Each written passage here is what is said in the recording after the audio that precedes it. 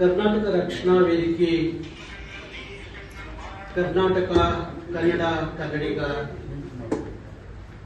ಕನ್ನಡದ ನೆಲ ಜಲ, ಕನ್ನಡದ ಮಕ್ಕಳ ಬದುಕು ಭವಿಷ್ಯ ಉದ್ಯೋಗದ ವಿಚಾರದಲ್ಲಿ ಸುಮಾರು 27 ವರ್ಷದಿಂದ ನಿರಂತರವಾಗಿ ಹೋರಾಟ ಮಾಡಿಕೊಂಡು ಬರ್ತಾ ಇದೆ.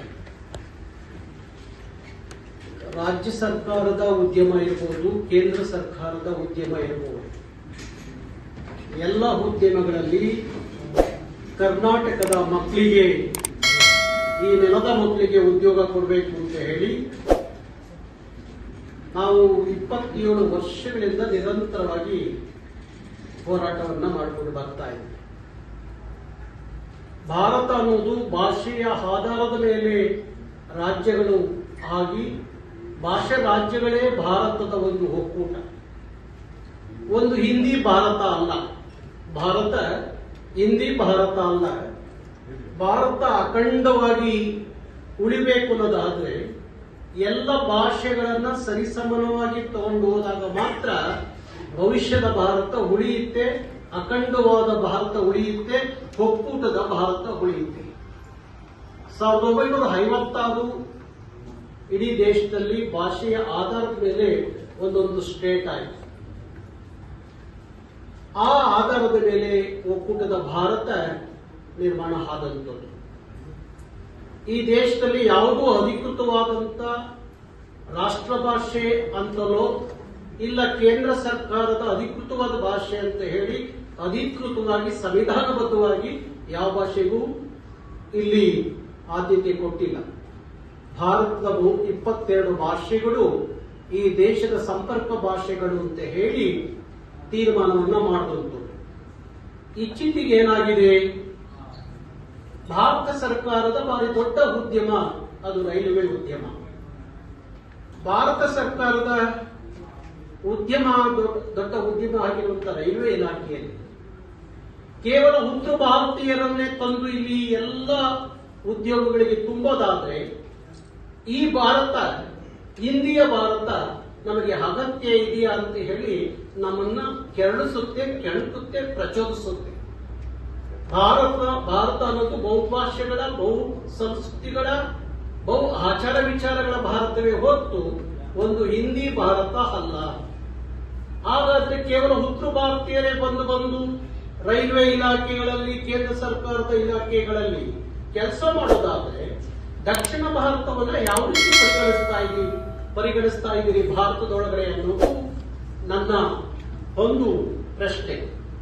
ಹಾಗಾಗಿ 2008ರಲ್ಲಿ ಇದೇ ರೈಲ್ವೆ ಇಲಾಖೆಯಲ್ಲಿ 4701 ಪೋಸ್ಟಿಂಗ್ ಉದ್ಯೋಗ ವಿಚಾರದಲ್ಲಿ ಒಂದು ಬಾರಿ ದೊಡ್ಡ ಚಳವಳಿ, 2 ವರ್ಷಗಳ ಕಾಲ ನಾವು ಚಳವಳಿ ಮಾಡೋದು.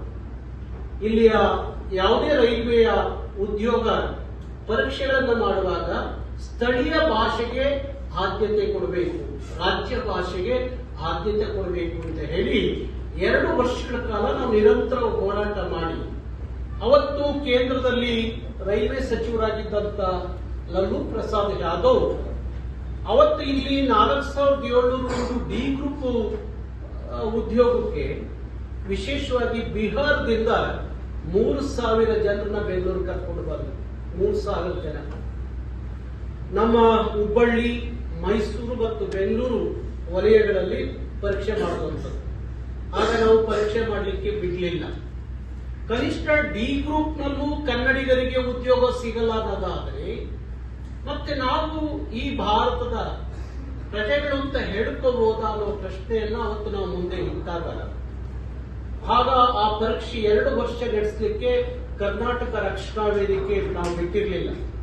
2 ವರ್ಷದ ನಂತರ ಕೇಂದ್ರದಲ್ಲಿ ಮಮತಾ ಬ್ಯಾನರ್ಜಿ ರೈಲ್ವೆ ಸಚಿವರಾದಾಗ ಅವರು ಕೇಳ್ತಾರೆ, ಕರ್ನಾಟಕದ 4701 ಉದ್ಯೋಗದಲ್ಲಿ ಯಾಕೆ ಪರೀಕ್ಷೆ ನಡೆದಿಲ್ಲ, ಏನ್ ಸಮಸ್ಯೆ ಅಂದಾಗ ಅವರು ಅಲ್ಲಿಯ ಅಧಿಕಾರಿಗಳು ಅವ್ರ ಗಮನಕ್ಕೆ ತರ್ತಾರೆ, ಕರ್ನಾಟಕದಲ್ಲಿ KRV ಕರ್ನಾಟಕ ರಕ್ಷಣಾ ವೇದಿಕೆ ಕನ್ನಡದಲ್ಲಿ ಪರೀಕ್ಷೆಗೆ ಅವಕಾಶ ಸಿಗಬೇಕು, ರೈಲ್ವೆ ಇಲಾಖೆಯ ಎಲ್ಲ ಪರೀಕ್ಷೆಗಳಲ್ಲಿ ಕನ್ನಡದಲ್ಲೂ ಬರೀಲಿಕ್ಕೆ ಅವಕಾಶ ಸಿಗಬೇಕು ಅನ್ನುವ ಒತ್ತಾಯದಿಂದಾಗಿ ಅವರು ಇಲ್ಲಿವರೆಗೂ ರೈಲ್ವೆ ಪರೀಕ್ಷೆಯನ್ನು ಕರ್ನಾಟಕದಲ್ಲಿ ನಡೆಸಲಿಕ್ಕೆ ಬಿಟ್ಟಿಲ್ಲ ಅಂದಾಗ ಆಗ ಮಮತಾ ಬ್ಯಾನರ್ಜಿ ಹೇಳ್ತಾರೆ, ಹೌದು ಅವರು ಕೇಳೋದ್ರಲ್ಲಿ ಅರ್ಥ ಇದೆ.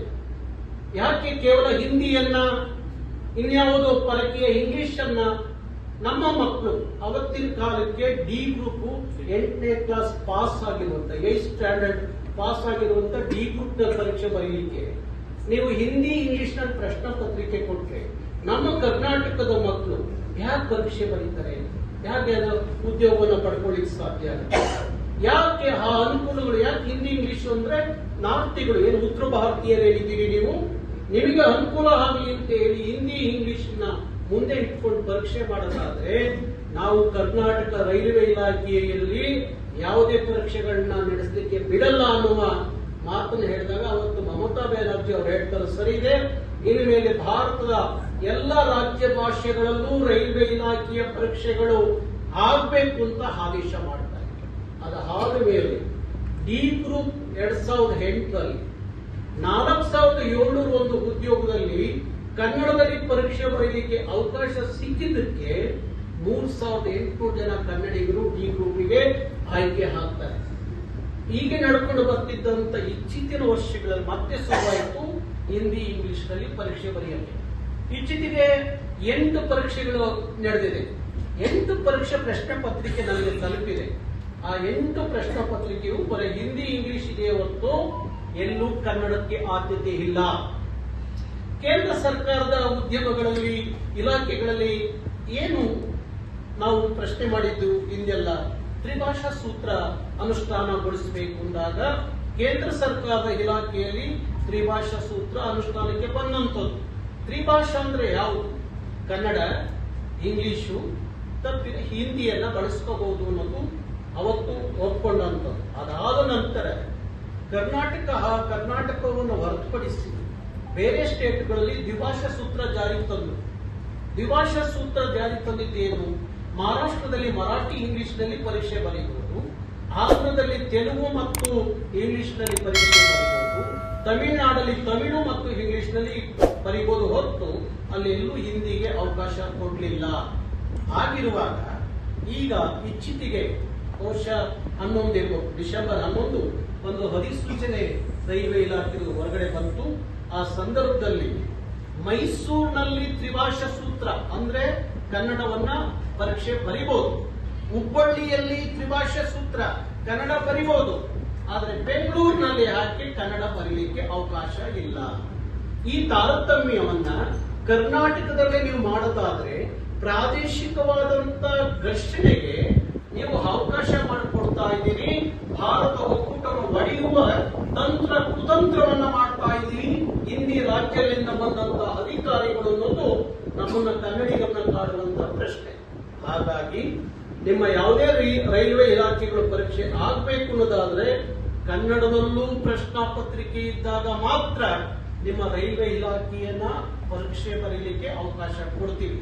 ಇಲ್ಲದೆ ಹೋದ್ರೆ ಕರ್ನಾಟಕ ರಕ್ಷಣಾ ವೇದಿಕೆ ನಾವು ಜನವರಿ 1ರಿಂದ ಇಡೀ ರಾಜ್ಯದಲ್ಲಿ ರೈಲ್ವೆ ಇಲಾಖೆ ಮತ್ತು ಕೇಂದ್ರ ಸರ್ಕಾರದ ಇಲಾಖೆಗಳ ವಿರುದ್ಧ ಭಾರಿ ದೊಡ್ಡ ಹೋರಾಟಕ್ಕೆ ನಾವು ಸಜ್ಜಾಗಿದ್ದೀವಿ. ಇಲ್ಲಿ ಯಾವ ಹಿಂದಿ ವಾದಗಳು ಸಹ ಕೆಲಸ ಮಾಡಕ್ ಬಿಡಲ್ಲ ಅನ್ನೋದನ್ನ ನಾವು ನಿನ್ನೆ ತೀರ್ಮಾನ ಮಾಡಿದ್ವಿ. ಹಂಗ ಆಗೋದು ಬೇಡ ಅನ್ನೋದಾದ್ರೆ ಬಹುಶಃ ನಿಮಗೆಲ್ಲ ಒಂದು ಭ್ರಮೆ ಇರಬಹುದು, ಹಿಂದಿ ರಾಷ್ಟ್ರ ಭಾಷೆ ಅಂತ. ಹಿಂದಿ ರಾಷ್ಟ್ರ ಭಾಷೆ ಅಂತ ಎಲ್ಲೂ ಅಧಿಕೃತವಾಗಿ ದಾಖಲೆಯೂ ಇಲ್ಲ. ಸಂವಿಧಾನಬದ್ಧವಾದಂತ ಹಿಂದಿ ರಾಷ್ಟ್ರ ಭಾಷೆ ಅಂತ ಯಾರು ಘೋಷಣೆನೂ ಮಾಡಿಲ್ಲ. ಇತ್ತೀಚಿನ ಗುಜರಾತ್ ಹೈಕೋರ್ಟ್ ಒಂದು ತೀರ್ಪನ್ನ ಕೊಟ್ಟು, ಏನ್ ತೀರ್ಪು ಕೊಟ್ಟು? ಗುಜರಾತಿನ ಒಬ್ಬ ಉದ್ಯಮಿ ಗುಜರಾತ್ ಅಲ್ಲಿ ಪ್ರಾಡಕ್ಟ್ ಆಗುವ ಎಲ್ಲ ಪ್ರಾಡಕ್ಟ್ಗಳ ಪ್ಯಾಕೆಟ್ಗಳ ಮೇಲೆ ನೀವು ಹಿಂದಿ ರಾಷ್ಟ್ರ ಭಾಷೆ ಅಂತ ಮುದ್ರಿಸಬೇಕು ಅಂದಾಗ ಅಲ್ಲಿಯ ಹೈಕೋರ್ಟ್ ಚೀಮರಿ ಹಾಕ್ತು. ಆ ಸಾರ್ವಜನಿಕ ಅರ್ಜಿ ಹಾಕಿದಂತ ಒಬ್ಬ ಉದ್ಯಮಿಗೆ ಕೇಳಿತು, ಹಿಂದಿ ರಾಷ್ಟ್ರ ಭಾಷೆ ಅಂತ ಅಧಿಕೃತವಾಗಿ ಸಂವಿಧಾನಬದ್ಧವಾಗಿ ಎಲ್ಲಿ ಘೋಷಣೆ ಆಗಿದೆ, ಯಾವ್ದಾದ್ರು ದಾಖಲೆ ಇದ್ರೆ ಕೊಡಿ ಅಂತ. ಆಗ ಕೊಡ್ಲಿಕ್ಕೆ ಆದಾಗ ಆ ಉದ್ಯಮಿಗೆ ಹೈಕೋರ್ಟ್ ಫೈನ್ ಹಾಕಿ ಅರ್ಜಿ ವಾಪಸ್ ತಗೊಳ್ಳೋಕೆ ಹೇಳಿ. ಹೀಗಿರುವಾಗ ಎಷ್ಟೋ ಜನ ನಮ್ಮ ಉತ್ತರ ಭಾರತದಿಂದ ಬಂದಂತ ಅಧಿಕಾರಿಗಳು ಒಂದು ಭ್ರಮೆ ಇದೆ ಹಿಂದಿ ರಾಷ್ಟ್ರ ಭಾಷೆ ಅಂತ. ಹಿಂದಿ ಯಾವತ್ತಿಗೂ ರಾಷ್ಟ್ರ ಭಾಷೆ ಆಗಿಲ್ಲ. ಯಾಕಂದ್ರೆ ಹಿಂದಿಗೆ 600-700 ವರ್ಷದ ಇತಿಹಾಸ, ಕನ್ನಡಕ್ಕೆ 3000 ವರ್ಷದ ಇತಿಹಾಸ, 8 ಜ್ಞಾನಪೀಠವನ್ನ ಪಡೆದಂತ ಭಾಷೆ ಕನ್ನಡ. ಹಾಗಾಗಿ ದಯವಿಟ್ಟು ನಮ್ಮ ಇಲ್ಲಿಯ ಅಧಿಕಾರಿಗಳಲ್ಲಿ ನನ್ನ ಮನವಿ ಏನು ಅಂದ್ರೆ, ಇವತ್ತು ನಮ್ಮ ತೇಜಸ್ವಿ ಸೂರ್ಯ, ನಮ್ಮ ರೈಲ್ವೆ ಸಚಿವರಾಗಿರುವಂತಹ ಸ್ಟೇಟ್ ಸಚಿವರಾಗಿರುವಂತಹ ಸೋಮಣ್ಣವರು ಮತ್ತೆ ಸಿ ಮೋಹನ್ ಅವರು ಎಲ್ಲ ಕರ್ನಾಟಕದ ಎಂಪಿಗಳು ಇವತ್ತು ರೈಲ್ವೆ ಸಚಿವರನ್ನ ಭೇಟಿ ಮಾಡಿದ್ದಾರೆ. ಅಶ್ವಿನಿ ವೈಷ್ಣವಿ ಅವರನ್ನ ಭೇಟಿ ಮಾಡಿದ್ದಾರೆ. ಈಗ ತಾನೇ ನನಗೆ ಸೋಮಣ್ಣವರು ಮಾತಾಡಿದ್ರು, ಮತ್ತೆ ಸೂರ್ಯರು ಅವರೆಲ್ಲರೂ ಮಾತಾಡೋದು ನನ್ನ ಜೊತೆ. ಆಗಿರುವಾಗ ಇಲ್ಲಿ ಯಾವುದೇ ಪರೀಕ್ಷೆಗಳು ನಡೆಯುವಾಗ ಕನ್ನಡ ಭಾಷೆಯಲ್ಲೂ ಪರೀಕ್ಷೆ ಬರೀಲಿಕ್ಕೆ ಅವಕಾಶ ಆಗಬೇಕು. ಅದು ಹೊರತುಪಡಿಸಿ ಕೇವಲ ಹಿಂದಿ ಇಂಗ್ಲಿಷ್ನಲ್ಲಿ ಪರೀಕ್ಷೆ ಮಾಡ್ತೀವಿ ಅಂದ್ರೆ ಕರ್ನಾಟಕದಲ್ಲಿ ನಿಮ್ಮ ರೈಲ್ವೆ ಇಲಾಖೆಯನ್ನು ಉಳಿಸಿಕೊಳ್ಳೋದು ಭಾರಿ ಕಷ್ಟ ಆಗುತ್ತೆ. ನಮ್ಮ ನೆಲದಲ್ಲಿ ನಮಗೆ ಬದುಕಿಲ್ಲ ಅನ್ನೋದಾದ್ರೆ, ನಮಗೆ ಉದ್ಯೋಗ ಸಿಗಲ್ಲ ಅನ್ನೋದಾದ್ರೆ, ಕನ್ನಡದಲ್ಲಿ ಪರೀಕ್ಷೆ ಬರೆಯುವ ಅವಕಾಶ ನಮ್ಮ ನೆಲದ ಮಕ್ಕಳಿಗೆ ಸಿಗಲ್ಲ ಅನ್ನೋದಾದ್ರೆ ಯಾವುದೇ ಕಾರಣಕ್ಕೂ ರೈಲ್ವೆ ಇಲಾಖೆ ಕರ್ನಾಟಕದಲ್ಲಿ ಕೆಲಸ ಮಾಡೋದು ಕಷ್ಟ ಆಗುತ್ತೆ. ಅದಕ್ಕೆ ಅವಕಾಶ ಮಾಡಿಕೊಡ್ಬೇಡಿ. ನಾವು ಭಾರತೀಯರು, ನಾವು ಭಾರತದ ಒಕ್ಕೂಟದಲ್ಲಿ ಇದ್ದೀವಿ, ನಮ್ಮನ್ನೇನು ಹೊರತಿಲ್ಲ. ಇವತ್ತು ನೀವು ಹುಬ್ಬಳ್ಳಿಯಲ್ಲಿ ತ್ರಿಭಾಷಾ ಸೂತ್ರ, ಮೈಸೂರಲ್ಲಿ ತ್ರಿಭಾಷಾ ಸೂತ್ರ, ಬೆಂಗಳೂರಲ್ಲಿ ಮಾತ್ರ ದ್ವಿಭಾಷಾ ಸೂತ್ರ ಹಿಂದಿ ಇಂಗ್ಲಿಷ್ ಅನ್ನೋದಾದ್ರೆ, ಹಾಗಾದ್ರೆ ಬೆಂಗಳೂರಿನ ಕೇಂದ್ರಾಡಳಿತ ಪ್ರದೇಶ ಅಂತ ನೀವೇನಾದ್ರೂ ಘೋಷಣೆ ಮಾಡ್ಬಿಟ್ಟ ರೈಲ್ವೆ ಇಲಾಖೆಯಲ್ಲಿ? ಬೆಂಗಳೂರು ಕರ್ನಾಟಕದಲ್ಲಿ ಇಲ್ಲ ಅಂತ ಅನ್ಕೊಂಡ್ಬಿಟ್ರ? ಯಾವ ಉದ್ದೇಶ ಇಟ್ಕೊಂಡು ಅದನ್ನ ಮಾಡ್ತಾ ಇದ್ದ ತಾರತಮ್ಯ? ಹುಬ್ಳಿಗೊಂದು ನ್ಯಾಯ, ಮೈಸೂರಿಗೊಂದು ನ್ಯಾಯ, ಬೆಂಗಳೂರಿಗೊಂದು ನ್ಯಾಯ ಅಂತ ಅನ್ನೋದಾದ್ರೆ ಬ್ರಿಟಿಷ್ನವ್ರು ಮಾಡಿದಂಗೆ ಒಡೆದ ಹಾಡುವ ನೀತಿ ಯಾಕೆ ರೈಲ್ವೆ ಅಧಿಕಾರಿಗಳಿಗೆ ಬರ್ತಾ ಇದೆ? ಅದಕ್ಕೋಸ್ಕರ ನಾವು ಇವತ್ತು ಭಾರಿ ದೊಡ್ಡ ಮಟ್ಟದ ಪ್ರತಿಭಟನೆಗೆ ಸಜ್ಜಾಗಿದ್ವಿ, ಹುಬ್ಬಳ್ಳಿ, ಮೈಸೂರು, ಇಲ್ಲಿ. ಆದ್ರೆ ನಮ್ಮ ಹಿರಿಯ ಅಧಿಕಾರಿಗಳು ಬೇಡ, ಒಂದು ನಿಯೋಗ ಭೇಟಿ ಮಾಡಬೇಕು ಮತ್ತು ರಾತ್ರಿ ಸೋಮಣ್ಣ ಮತ್ತೆ ಬೆಳಗ್ಗೆನೂ ಸೋಮಣ್ಣ ನನಗೆ ರಿಕ್ವೆಸ್ಟ್ ಮಾಡಿಕೊಂಡ ಕಾರಣ ಒಂದು ನಿಯೋಗ ಅಂತ ಬಂದು ನಿಮಗೆ ಮನವಿಯನ್ನ ಕೊಡ್ತಾ ಇದ್ದೀವಿ.